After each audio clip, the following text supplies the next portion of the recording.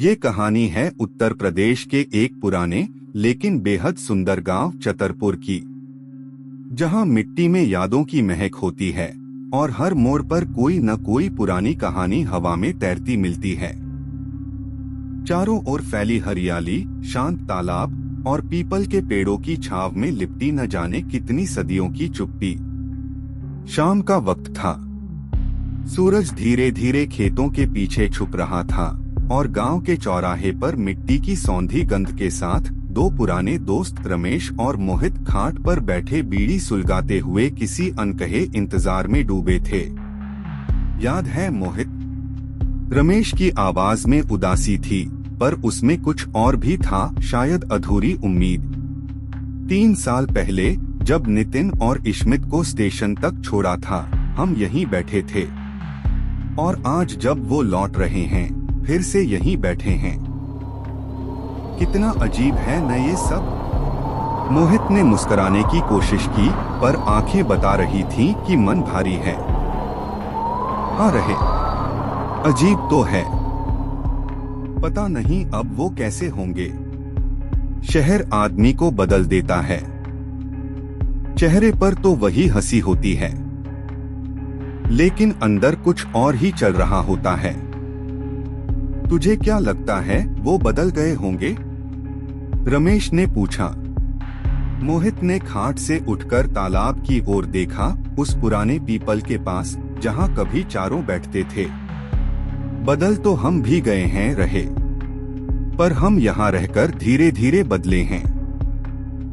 वो लोग तो शहर की रफ्तार में, पता नहीं कौन कौन से रंग चढ़ गए होंगे उनके ऊपर।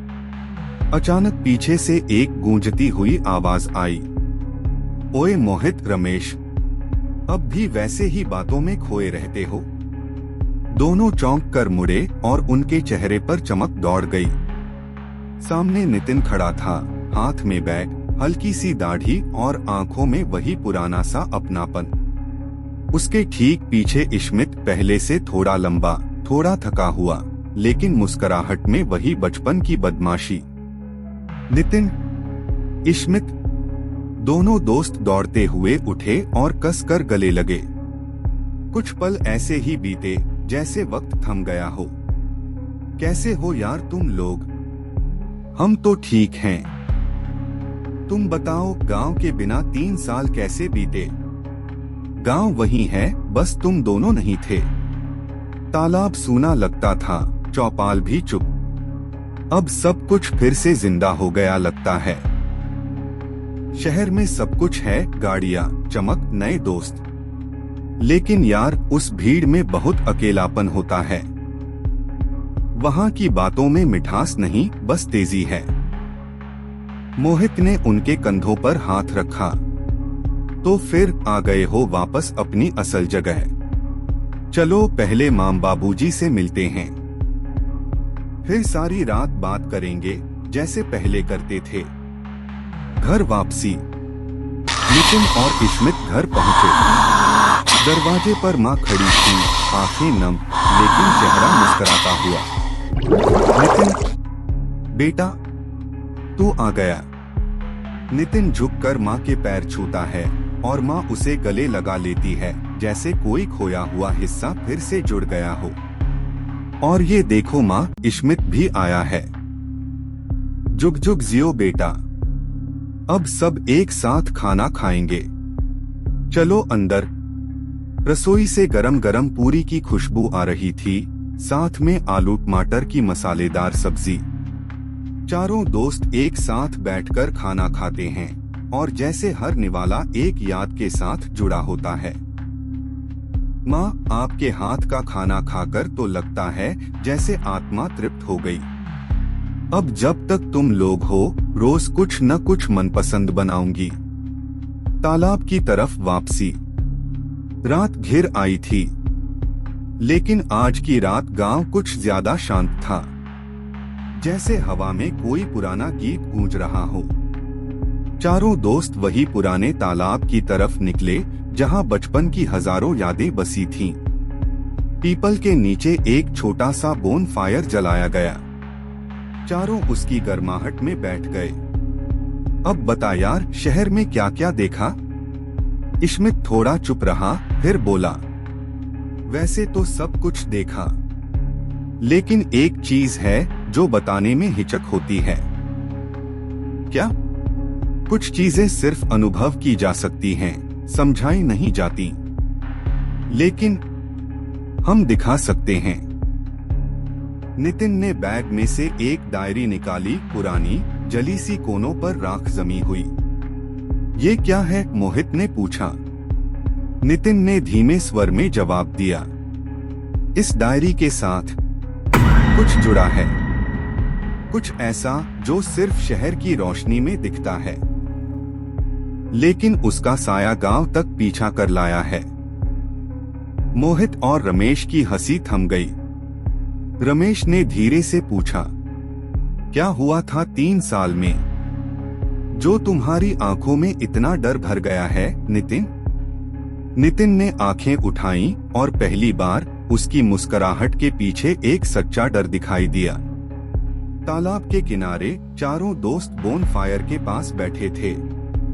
रात गहरा चुकी थी, आसमान बादलों से ढका हुआ था और दूर दूर तक बस झींगुरों की आवाजें सुनाई दे रही थीं। हवा में कुछ अजीब सा था, जैसे कोई छुपा हुआ साया उन्हें चुपचाप देख रहा हो। इश्मित ने अपने बैग से एक पुराना लकड़ी का बोर्ड निकाला, थोड़ा घिसा हुआ, किनारों पर जलने के निशान और बीच में अंग्रेजी अक्षरों की एक गोल रचना। ये क्या है भाई? मोहित ने उत्सुकता से पूछा। ये ओझा बोर्ड है, नितिन बोला। उसकी आवाज में एक अजीब सी गंभीरता थी। ओझा बोर्ड? रमेश ने आंखें चौड़ी करते हुए कहा, ये वही है न, आत्माओं को बुलाने वाला? हाँ यार, इश्मित ने जवाब दिया, हमने शहर में एक बार खेला था, लेकिन जो हुआ वो हम कभी भूल नहीं पाए। मोहित और रमेश एक दूसरे का मुंह देखने लगे, फिर जोर से हंसे। अबे भाई, हम गांव के हैं, पागल नहीं। आत्मा बुलाना बोर्ड से? मजाक नहीं कर रहा यार, नितिन ने गंभीर होकर कहा। इस बोर्ड पर 0 से 9 तक सारे नंबर हैं, A to Z तक सारे अक्षर। बाएं कोने में यस, दाएं कोने में नो, नीचे हेलो और गुड बाय। और आत्मा क्या करती है? बोर्ड पर मैसेज भेजती है, रमेश ने थोड़ी हंसी रोकते हुए पूछा। हाँ, हमें बस 4 लोग चाहिए, एक सिक्का, और सबको अपनी एक उंगली उस पर रखनी होती है। फिर आत्मा को बुलाने के शब्द कहने होते हैं। अगर आत्मा आई तो वो सिक्के को अक्षरों और शब्दों पर खुद चलाती है, और अगर मजाक हुआ तो तब कुछ नहीं होता। लेकिन अगर आत्मा आ गई और तुमने बिना उसे विदा किए उंगली हटा ली, तो वो यहीं रह जाती है। सन्नाटा छा गया। कुछ पल तक सिर्फ बोन फायर की लकड़ियां चट-चट कर जलती रहीं। चलो आजमाते हैं, नितिन ने कहा और जेब से एक पुराना घिसा हुआ सिक्का निकाला। चारों दोस्तों ने अपने अपने हाथ बढ़ाए और उंगली सिक्के पर रख दी। चारों ने एक साथ धीमी आवाज में दोहराया, अगर कोई आत्मा हमारे पास है तो कृपया इस बोर्ड पर आएं। हम आपसे बात करना चाहते हैं। कुछ पल खामोशी रही। अचानक हवा कुछ ठंडी सी लगने लगी। ये सिर्फ तुम्हारा मजाक है, रमेश बोला, तुम लोग ही सिक्का हिला रहे हो।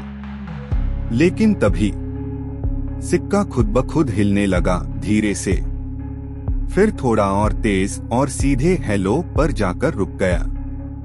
चारों की सांसें थम गईं। अरे यार, ये तो... मोहित की आवाज कांपने लगी। तुम्हारा नाम क्या है? इश्मित ने पूछा। सिक्का हिलने लगा, एक एक अक्षर पर रुकता, मानो कोई अदृश्य हाथ उसे चलाता हो। VINITA। फिर अचानक सिक्का यस पर चला गया। विनीता, रमेश ने फुसफुसाया। तुम्हारी आत्मा क्या अभी यहीं है? नितिन ने पूछा। सिक्का फिर से हिलकर यस पर गया। क्यों? तुम्हें शांति क्यों नहीं मिली? इस बार सिक्का घूमा और नए अक्षरों की ओर बढ़ा। BADLA। बदला? किस चीज का बदला? कोई जवाब नहीं आया। लेकिन हवा तेज होने लगी। अचानक जोर से झोंका आया और बोन फायर की आग बुझ गई। चारों दोस्त उठकर खड़े हो गए। आसमान पर बिजली चमकी, लेकिन बारिश की एक बूंद भी नहीं। मुझे नहीं खेलना यार ये सब, रमेश बोला और अपनी उंगली सिक्के से हटा ली। अरे बेवकूफ, तुमने आत्मा को गुड बाय बोले बिना उंगली हटा दी, नितिन चीखा। तुम लोग ही हिला रहे थे सिक्का, रमेश गुस्से से बोला। मुझे बेवकूफ बना रहे हो? कुछ नहीं है ये सब। पर तभी जमीन कांपने लगी, पेड़ों की शाखाएं हिलने लगीं, तेज हवाएं चारों ओर घूमने लगीं। ऐसा लगा जैसे गांव की हवा बदल गई हो। और फिर एक डरावनी कराहती हुई हंसी फिजा में गूंजी, इतनी भयानक कि शरीर का खून तक जम जाए। चारों ने मुड़कर देखा।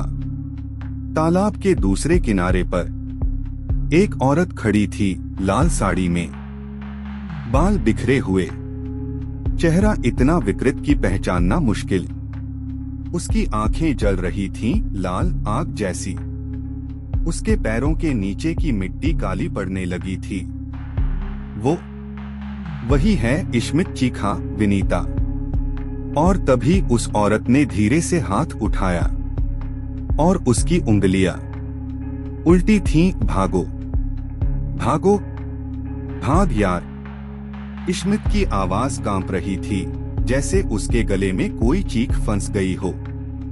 चारों दोस्त एक साथ चीखते हुए दौड़ पड़े। डर अब मजाक नहीं था, वो असली बन चुका था।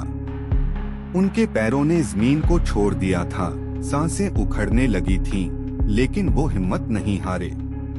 तालाब से चौपाल की तरफ भागते हुए हर पेड़, हर छाया अब किसी परछाई जैसी लग रही थी। वो पीछे है क्या? रमेश ने हांफते हुए पूछा। पता नहीं, लेकिन आवाज तो बिल्कुल कान के पास आ रही थी जैसे। नितिन की आंखें फटी रह गईं। वे जब चौपाल पहुंचे तो एक साथ रुक गए। सबके दिल जोरों से धड़क रहे थे, कपड़े पसीने से भीग चुके थे। कुछ सेकंड तक कोई कुछ नहीं बोला। फिर अचानक मोहित चिल्लाया, तुम दोनों पागल हो क्या? सच में एक आत्मा को बुला लिया। अरे यार, जब तुम दोनों इस गेम को मजाक समझ रहे थे तो हम क्या करते? हमें कैसे पता चलता कि ये इतना असली निकलेगा? इश्मित की आवाज में अफसोस था और डर भी।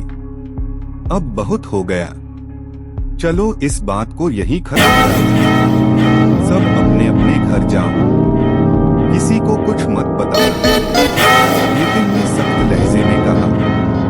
चारों एक पल के लिए एक दूसरे को देखे, फिर चुपचाप अलग अलग रास्तों पर निकल गए। रात का अंत नहीं हुआ था। गांव के एक कोने में रामदीन नाम का एक बुजुर्ग किसान अपने पुराने लकड़ी के घर में चैन की नींद सो रहा था। उसकी पत्नी भीतर के कमरे में सो रही थी और बाहर का दरवाजा आधा खुला हुआ था। अचानक उसकी चटाई, जिस पर वह लेटा था, हवा में उठ गई। रामदीन हड़बड़ाकर उठा और जैसे ही उसने अपनी चटाई को हवा में घूमते देखा, उसका गला सूख गया। ये क्या? चटाई जमीन पर नहीं गिरी, बल्कि हवा में घूमते हुए दीवार से जा टकराई। फिर एक जोरदार धमाका हुआ। उसकी पत्नी डर के मारे बाहर भागी और जो उसने देखा, उसकी चीख पूरे गांव में गूंज उठी। रामदीन की लाश फर्श पर पड़ी थी। उसका धड़ अलग पड़ा था और सिर 5 फीट दूर खून से लथपथ। उसकी आंखें खुली हुई थीं, जैसे मरते वक्त वो किसी खौफनाक चीज को देख रहा हो। सुबह 6:03 बजे इश्मित के मोबाइल पर कॉल आया। नींद में डूबा उसने जैसे तैसे उठाकर देखा, रमेश कॉलिंग। बोलो रमेश, अबे जल्दी से उठ, तू और नितिन दोनों तुरंत गली नंबर 2 में आओ। क्या हुआ? कुछ ठीक नहीं है भाई, तू खुद देखेगा तो समझ आएगा। जल्दी। इश्मित को अब नींद उड़ चुकी थी। उसने तुरंत नितिन को हिलाया। उठ न यार, उठ, कुछ बहुत गड़बड़ है। रमेश का कॉल आया था, अर्जेंटली बुलाया है। दोनों जल्दी जल्दी कपड़े पहनते हैं और गली नंबर 2 की तरफ दौड़ पड़ते हैं। रामदीन का घर सुबह 6:26 बजे। गली में भीड़ जुट चुकी थी। औरतें माथे पर पल्लू रखे रो रही थीं, बच्चे दीवार के पीछे से झांक रहे थे। गांव का माहौल डर से भरा था। रामदीन की लाश को सफेद चादर से ढका गया था, लेकिन खून अब भी बह रहा था। दीवारों पर छींटे तक पहुंच गई थीं। हे राम, इस गांव में ऐसा पहले कभी नहीं हुआ, एक बुजुर्ग बोला। नितिन और इश्मित भीड़ में से रास्ता बनाते हुए भीतर पहुंचे। रमेश पहले से वहां था, चेहरा पीला और आंखों में सन्नाटा। ये क्या हुआ यार? नितिन फुसफुसाया। तुम देख ही रहे हो, सर धड़ से अलग मिला और घर में कोई निशान भी नहीं है, ना तो दरवाजा टूटा ना खिड़की, जैसे कोई अंदर आया ही नहीं। इश्मित की सांसें तेज हो गईं। मुझे लगता है यार, ये उसी आत्मा का काम है। विनीता, रमेश ने जोर से चुप करवा दिया। ये बात अब दोबारा मत निकालना, समझे? अगर गांव वालों को पता चला कि हम चारों ने आत्मा बुलाने का खेल खेला था, तो हमारा जीना मुश्किल हो जाएगा। वो हमें भूत मानकर निकाल देंगे गांव से। नितिन ने गलती का एहसास किया, लेकिन अब बहुत देर हो चुकी थी। शाम 4:12 बजे चतरपुर की सीमा के पास एक साइकिल पर एक अजनबी आदमी गांव में दाखिल हो रहा था। उसके पास एक छोटा बस्ता था, जिसमें लोहे के कुछ उपकरण थे। उसका नाम था परमी, एक झोला छाप वैद्य जो कभी कभी गांवों में घूम घूम कर इलाज करता था। परमी की आंखों में एक अजीब सी चमक थी, जैसे वो कुछ जानता हो जो बाकियों से छुपा हो। वो सीधे चौपाल की तरफ बढ़ा।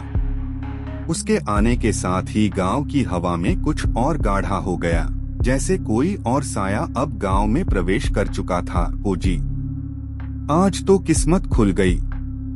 परमी साइकिल चलाते हुए बड़बड़ा रहा था, चेहरे पर बच्चों जैसी खुशी थी। शहर से वो कॉमेडी मूवी की सीडी मिल ही गई, जिसका महीनों से इंतजार था। अब तो अपनी घरवाली के साथ चाय पकोड़े लेके देखेंगे, शायद उसका गुस्सा भी थोड़ा ठंडा हो जाए। उसने साइकिल को और तेज किया। रास्ते पर पीपल के पत्ते सरसराते रहे, दूर तक अजीब सी खामोशी पसरी हुई थी। ओ जी, ये आवाज कैसी थी? उसने अचानक ब्रेक मारा। हवा में किसी की सांसों की सी गर्माहट महसूस हुई थी। पीछे पलटा, कोई नहीं। उसने लंबी सांस छोड़ी, खुद को समझाया, ओ परमी, तू बुढ़ा हो गया है, अब हवा को भी औरत समझता है। जैसे ही वो सामने देखने के लिए पलटा, उसकी आंखें डर से फैल गईं। सामने वही थी, विनीता, लेकिन वो कोई इंसान नहीं लग रही थी। उसका चेहरा झुलसा हुआ था, आंखें रक्त जैसी लाल, बाल खुले और उलझे हुए जैसे अंधड़ में फंसे हों। उसके नाखून लंबे और भयानक थे, जैसे किसी शिकारी पक्षी के पंजे। उसकी सांसें गूंजती थीं, और उस खामोश अंधेरे में बस उसकी हंसी सुनाई दे रही थी। अब बुलाया है तो मिलना तो पड़ेगा। परमी की चीख पूरे चतरपुर में गूंज उठी। बचाओ, हाय रब्बा बचाओ। लेकिन अब देर हो चुकी थी। सुबह चतरपुर गांव के चौक पर भीड़ जुटी थी। पुलिस को बुलाने का वक्त ही नहीं मिला था, क्योंकि अब तक गांव जान गया था कि ये कोई आम मौत नहीं थी। परमी की लाश बीच सड़क पर पड़ी थी। उसकी गर्दन फिर से धड़ से अलग, चेहरा विकृत, आंखें पूरी तरह फटी हुई, जैसे मौत उसे देखती रही हो और वो उसे टाल नहीं पाया। मोहित और रमेश वहीं थे। नितिन और इश्मित ने जैसे ही दृश्य देखा, उनके चेहरे जिद पड़ गए। दूसरी मौत और तरीका भी वही। मुखिया जी भीड़ को चुप करवाते हुए बोले, शांति रखो, हमें पहले समझना होगा कि ये हो क्या रहा है। तभी किसी ने जोर से चिल्लाया, मुखिया जी, परमीत के हाथ में कुछ है। सभी की नजरें मरी हुई देह की तरफ मुड़ी। मुखिया ने हिम्मत कर मुट्ठी को खोला और सब दंग रह गए। एक बालों का गुच्छा, लंबा, काला, उलझा हुआ, और उसमें से आती थी एक सड़ी हुई गंध। कुछ औरतों ने वहीं चीख मार दी। एक बूढ़े आदमी ने कांपते हुए कहा, ये विनीता के बाल हैं। वो वापस आ गई है। चारों दोस्तों की रूह कांप गई। सबने एक दूसरे की आंखों में देखा और नितिन ने धीमे से पूछा, मुखिया जी, ये विनीता कौन है? मुखिया का चेहरा अचानक पीला पड़ गया। वो कुछ पल चुप रहे, फिर बोले, कहानी बहुत पुरानी है बेटा। बरसों पहले इसी गांव में एक लड़का था, नरेश, मेहनती, ईमानदार। उसने शादी की थी विनीता नाम की लड़की से, सुंदर, शांत और बेहद प्रेम करने वाली पत्नी। दोनों का जीवन बहुत ही साधारण लेकिन प्यार से भरा हुआ था। लेकिन शादी के कुछ हफ्तों बाद ही नरेश की तबीयत बिगड़ने लगी। रोज की खांसी, फिर बुखार, फिर कमजोरी। किसी को कुछ समझ नहीं आया। एक रात, फ्लैशबैक बरसों पहले, नरेश, तुमको खांसी रुक ही नहीं रही है। तुम डॉक्टर को क्यों नहीं दिखाते? विनीता ने घबराकर पूछा। अगली तनख्वाह मिलेगी तो चला जाऊंगा, अभी पैसे नहीं हैं। और अगर तब तक कुछ हो गया तो? मैं तुम्हें नहीं खो सकती नरेश, तुम्हारा प्यार है न मेरे साथ। तुम तो मौत से भी मुझे छीन सकती हो। नरेश हंसने की कोशिश करता है, लेकिन खांसी बीच में उसे तोड़ देती है।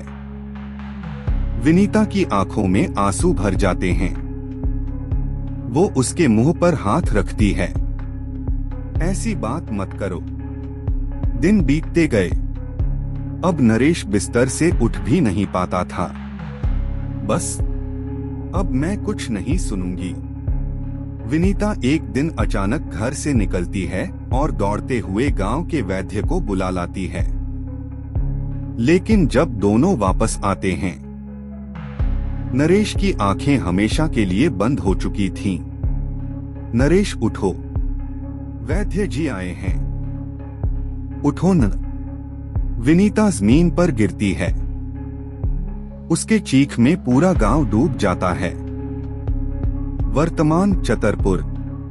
कुछ दिनों तक वो पगलाई सी घूमती रही। मुखिया की आवाज भारी हो चुकी थी। फिर एक दिन गांव के बाहर उस पुराने पीपल पर उसकी लाश मिली। गले में फंदा और पैरों के नीचे खून से लिखा था, बदला। किसी को नहीं पता कि वो क्यों पगलाई, क्यों मरी। लेकिन उसके बाद गांव में अजीब घटनाएं शुरू हो गईं। छोटे बच्चों का गायब होना, मवेशियों की हत्याएं और लोगों की नींद में चीखें। और फिर अचानक सब कुछ रुक गया, जैसे किसी ने उसे रोक लिया हो। अब नितिन बोला, लेकिन अब हमने उसे फिर से बुला लिया। ओझा बोर्ड से सन्नाटा छा गया। अब किसी को शक नहीं था, विनीता लौट आई थी। और वो सिर्फ लौटने नहीं बल्कि खत्म करने आई थी। नरेश, उठो, विनीता कांपती आवाज में बुदबुदाई। वैद्य जी ने उसके पति की कलाई पर हाथ रखा। फिर हल्के से कान के पास जाकर धड़कन सुनी। फिर एक लंबा ठंडा सन्नाटा। विनीता बेटी, वैद्य जी ने धीमे स्वर में कहा, जैसे शब्द चुभते हुए निकल रहे हों। तुम्हारा नरेश अब इस दुनिया में नहीं रहा बेटी। विनीता जैसे पत्थर की हो गई। वो घुटनों के बल बैठ गई और अगले ही पल चीखती हुई नरेश की लाश से लिपट गई। नहीं, झूठ है ये। वो सिर्फ थक गया है। थोड़ा आराम करेगा और उठ जाएगा। उसकी चीखें पूरे मोहल्ले में गूंज उठीं। आसपास के लोग जमा होने लगे और कुछ ही मिनटों में पूरा मोहल्ला उनके घर के बाहर था। मगर विनीता, उसने नरेश के शव को अपने सीने से चिपका लिया। नहीं, मेरे नरेश जिंदा है। कोई उसे हाथ नहीं लगाएगा। कई लोगों ने समझाने की कोशिश की, बेटी अब उसे विदा कर दो, उसे शांति मिलेगी। लेकिन वो टस से मस नहीं हुई। 2 दिन बीत गए। शव सड़ने लगा, बदबू आने लगी। मुखिया जी ने लोगों को चुपचाप समझाया, जब लाश सड़ने लगेगी शायद तब उसे सच्चाई खुद ही समझ में आ जाएगी। तीसरी रात पूरा गांव अपने अपने घरों में बंद था।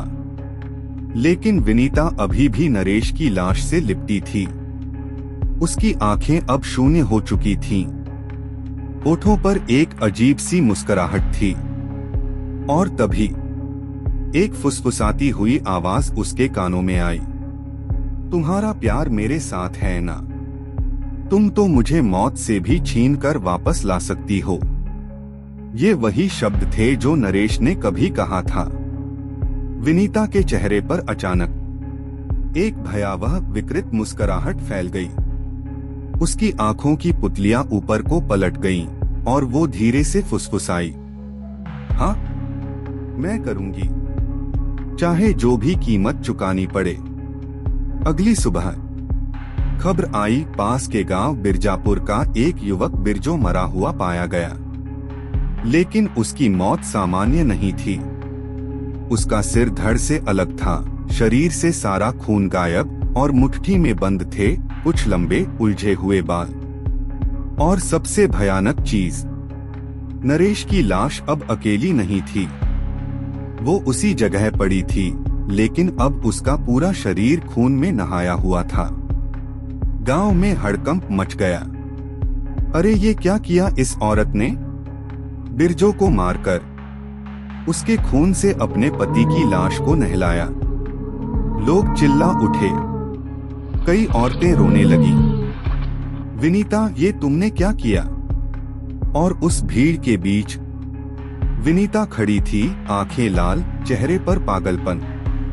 उसने सीधा जवाब दिया, मेरे नरेश को जिंदा करने के लिए मैं कुछ भी कर सकती हूँ। ये काले जादू की एक क्रिया है। 15 दिनों के अंदर 7 मर्दों के खून से नहलाने के बाद मेरा नरेश वापस आएगा, जिंदा, मेरे पास। लोग डर के मारे पीछे हट गए। क्या बकवास है ये? इसे पकड़ो, ये औरत पागल हो गई है।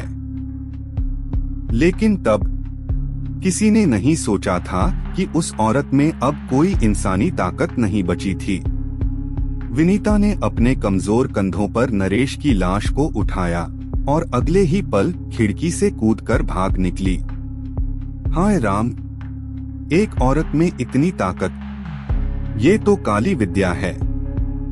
अगले 15 दिनों में हर 2 या 3 दिन पर एक नया मर्द मारा जाता। हर मौत का तरीका एक जैसा, सिर धड़ से अलग, शरीर से सारा खून गायब और मुट्ठी में विनीता के बाल। गांव अब खौफ का किला बन चुका था। लोगों ने रात को बाहर निकलना छोड़ दिया। बच्चे स्कूल नहीं जा रहे थे। लोग मंदिरों में रुकने लगे। हर दीवार पर मौत की परछाई थी। गांव पंचायत रात 9 बजे सब मुखिया जी के घर जमा थे। अब और नहीं, हमें कुछ करना होगा। अगर हम अब भी चुप रहे तो पूरा गांव खत्म हो जाएगा। लेकिन करें तो क्या करें? वो इंसान नहीं रही अब। हमें किसी ओझा या तांत्रिक को बुलाना होगा, कोई जो काली विद्या को काट सके। मुखिया जी ने कहा, मैं एक आदमी को जानता हूँ, भैरवनाथ। पहाड़ों में रहता है, काली विद्या को काटने की विद्या रखता है। कल सुबह मैं उसे बुलवाने भेजता हूँ। और अगले दिन एक लड़का उस पहाड़ी इलाके की ओर निकला। रात के 2 बजे छतरपुर की हवा पूरी तरह सन्नाटे में डूबी थी, लेकिन गांव से बाहर एक जंगल का टुकड़ा था, जहां सिर्फ बहादुर ही रात में कदम रखता था। और वहां रामदीन अकेला खड़ा था, बरगद के पेड़ के नीचे। कहते हैं कि इस रास्ते पर विनीता घूमती है। वो बुदबुदाया, मुझे तो कुछ नहीं दिख रहा। फिर वो जोर से चिल्लाया, ओ विनीता, तू क्या सो रही है? मुझे मार, मैं भी तेरा शिकार बनने आया हूँ। वो अजीब हंसी में ठहाका मारता है, लेकिन तभी छन छन छन छन घुंघरू की आवाज हवा में लहराई। उसकी हंसी वहीं थम गई। बरगद के तने के पीछे से एक आकृति धीरे धीरे आगे आई। वही लाल साड़ी, वही खुले बिखरे बाल और वही खून भरी आंखें। तुझे लगा मैं सो रही हूँ? उसका स्वर धुएं जैसा भारी था। छठा शिकार। आज तेरा खून मेरे नरेश की देह को फिर से जीवित करेगा।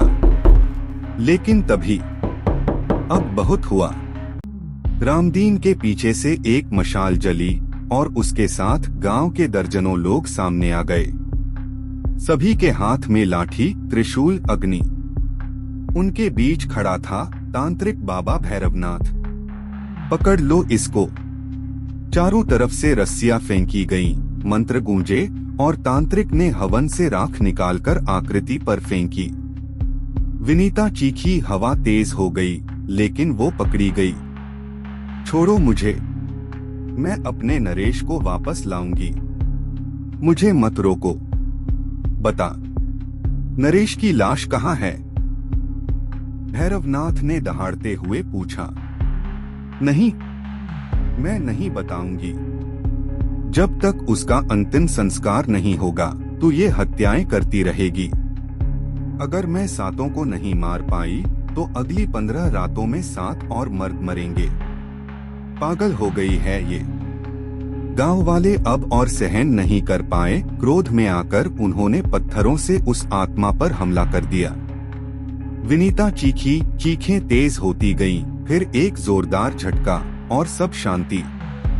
उसकी आत्मा वहीं नष्ट नहीं हुई, बल्कि तांत्रिक ने आंखें बंद कर मंत्र पढ़ा। मैं विनीता की आत्मा को बांधकर काली दुनिया में भेजता हूँ, जहाँ से वो तब तक वापस नहीं आ सकती जब तक कोई उसे बुलाए नहीं। अगली सुबह गांव में शांति थी, लेकिन अब एक नई पहेली शुरू हुई। नरेश की लाश कहाँ है? भैरवनाथ ने आंखें खोली। वो लाश काले विधान से बाधित है। जब तक उसका अंतिम संस्कार नहीं होगा, विनीता कभी पूरी तरह से खत्म नहीं होगी। चारों दोस्त नितिन, इश्मित, रमेश और मोहित आपस में एक दूसरे की ओर देख रहे थे। चेहरे पर अपराध बोध साफ था। बाबा, वो आत्मा तो हमने ही बुलाई थी। ओझा बोर्ड से नितिन की आवाज कांप रही थी। क्या तुम लोगों ने उसे आमंत्रण दिया? भैरवनाथ ने थर्राती नजरों से देखा। माफ कीजिए बाबा, हम नहीं जानते थे कि वो असली निकलेगी। नासमझ। आत्माओं की दुनिया में नियम तोड़ना सबसे बड़ा पाप है। तुमने काली दुनिया का द्वार खोल दिया है। कुछ घंटों बाद पंचायत भवन। भैरवनाथ ने कहा, अब सिर्फ एक तरीका है। ओझा बोर्ड से उसे फिर से बुलाओ। लेकिन इस बार उसे भेजने के लिए पूरा विधि विधान पूरा करना होगा। इश्मित काम पता हुआ बोला, नहीं, मुझे नहीं करना। वो मुझे ही अपना अगला शिकार चुनेगी। तो फिर गांव का विनाश तय है, बाबा बोले। एक लंबी चुप्पी। फिर नितिन ने सिर उठाया। हमने गलती की है। उसे हमने बुलाया, अब उसे वापस भेजना भी हमारा ही फर्ज है। मैं तैयार हूं। बाकी तीनों ने भी हामी भरी। रात अंतिम खेल। चारों ने फिर से ओझा बोर्ड को खोला। सिक्का बीच में रखा गया। चारों उंगलियां उस पर टिकी। भैरवनाथ मंत्र पढ़ने लगे और आग जलाई गई। हे आत्मा, जिसे हमने अनजाने में बुलाया, आज हम तुझे विदा करना चाहते हैं। हवा कांपने लगी। सिक्का अपने आप घूमने लगा। अक्षर चुने गए। VINITA। सिक्का यस पर गया। फिर अचानक लपटें ऊंची उठी। मैं लौटूंगी जब तक नरेश की लाश जल नहीं जाती। मैं लौटूंगी। चारों ने एक साथ कहा गुड बाय। और जैसे ही उन्होंने सिक्के से उंगली हटाई, आग खुद ब खुद बुझ गई। भैरवनाथ मुस्कुराए, वो बंद हो गई है, लेकिन हमेशा के लिए नहीं। 3 दिन बाद गांव से दूर एक पुराने कुएं की सफाई हो रही थी। तभी एक माली की नजर पड़ी। कुएं के तल में एक काली साड़ी में लिपटा हुआ शरीर, जो सड़ता नहीं था। नरेश। अंतिम वाक्य सस्पेंस ओपन एंड। चारों दोस्त कुएं के किनारे खड़े थे। नरेश का शरीर उसी अवस्था में था जैसा वो 20 साल पहले था। ना सड़ा ना टूटा। उसकी आंखें अब भी खुली थीं और उसके सीने पर किसी ने अपने नाखूनों से उकेरा था। मैं लौटूंगी बना ले। नितिन की आवाज कांप रही थी, लेकिन आंखों में दृढ़ता थी।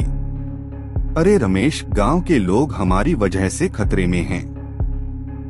अगर हमने गलती की है तो उसे सुधारना भी हमारा ही काम है।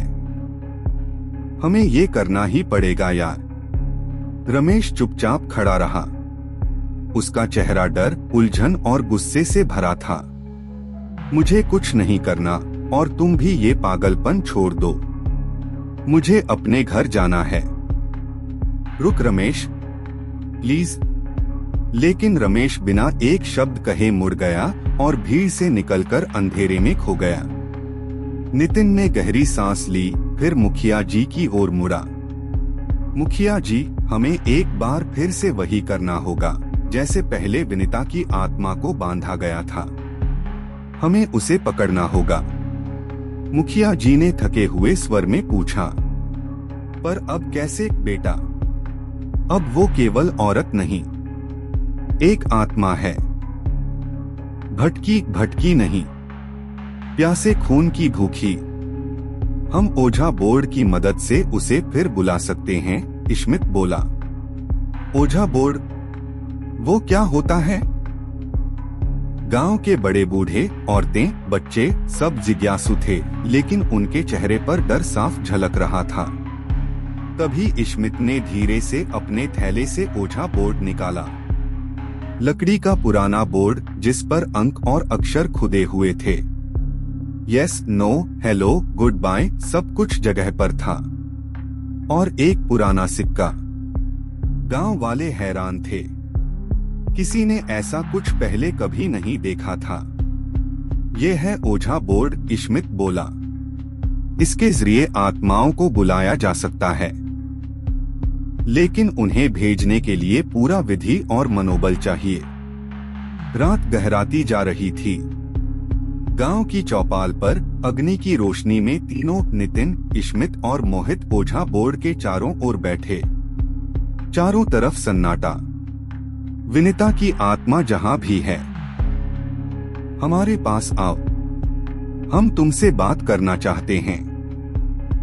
सिक्के पर तीनों की उंगली रखी थी। हवा अचानक ठंडी होने लगी। ओ भाई, ये हवा इतनी तेज कैसे चलने लगी? किसी ने कहा।